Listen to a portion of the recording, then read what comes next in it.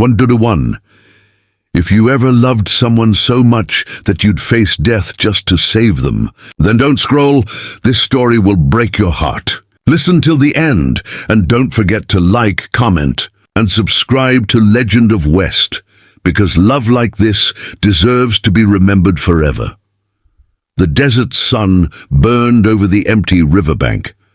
A woman, her hands bound tight behind her, was tied to a giant rock, her skin glistening with sweat, her breath trembling with exhaustion. Her name was Ayana, a strong but gentle native woman who had once saved a man's life. Now she was the one who needed saving.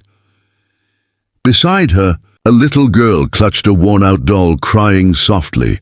"Mommy, please wake up," she whispered.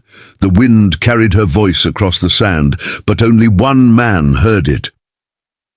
From a distance, Ethan Cole, a lone cowboy with a haunted past, rode fast toward the river. His heart pounded harder with every step his horse took. He had promised to protect Ayana and her daughter after she had once risked everything to save him from a band of raiders. Now he was late, maybe too late. When he saw her tied to the rock under the brutal sun, his throat tightened. He dropped to his knees beside her, cutting the rope with trembling hands. Her eyes flickered open, weak but filled with pain. "Ethan, why did you come back?" she whispered. "Because I owe you my life," he said, "and I'm not leaving you here to die." But danger was not gone. The same men who tied her there, bounty hunters, were still nearby, watching from the cliffs. They wanted Ethan too, and now they knew he'd come for her. Ayana tried to speak, but her voice cracked. "They'll kill you." Ethan shook his head. "Let them try." The sun burned high, the air shimmered with heat, and Ethan's hand rested on his revolver. Love, debt, and danger all met on that riverbank where one man's courage would soon face its greatest test. Ethan pulled Ayana close, shielding her from the heat. Her pulse was weak, her lips dry, but her spirit was still alive. He poured the last drops of water from his canteen into her mouth, praying it would be enough to keep her alive. The little girl, Naya, looked up at him with teary eyes. "Are they gone, Mr. Ethan?" He shook his head. "Not yet, sweetheart. But they will be." From the cliffs above, shadows moved. The bounty hunters had returned, 3 men armed and ruthless, their laughter echoing through the canyon. "Cowboy," one shouted, "you should have stayed out of this." Ethan helped Ayana to her feet. "Can you walk?" She nodded weakly. He led her and Naya toward the trees. But a gunshot cracked through the air, hitting the sand inches from his boot. He turned back, anger burning in his eyes. "You picked the wrong man to threaten," Ethan said. He fired back, hitting one of the outlaws square in the shoulder. The others ducked behind rocks, shouting orders. The fight had begun, but Ethan knew he couldn't just win the gunfight. He had to save them both. As the bullets flew, Ayana clutched Naya tight.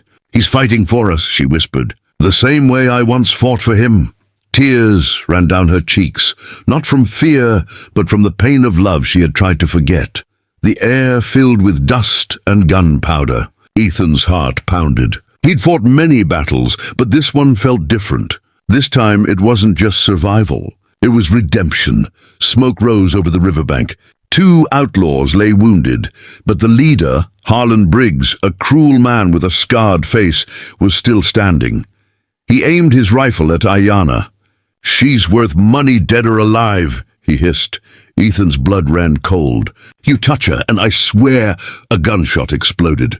Ayana screamed. Ethan spun around, not hurt, but the bullet had grazed her arm. Naya cried out, running toward her mother.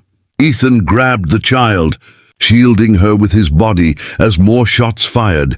He ducked behind the rock, the same rock she had been tied to, and realized the cruel irony. The place of her suffering was now his only cover. He reloaded his gun, his hands trembling with rage.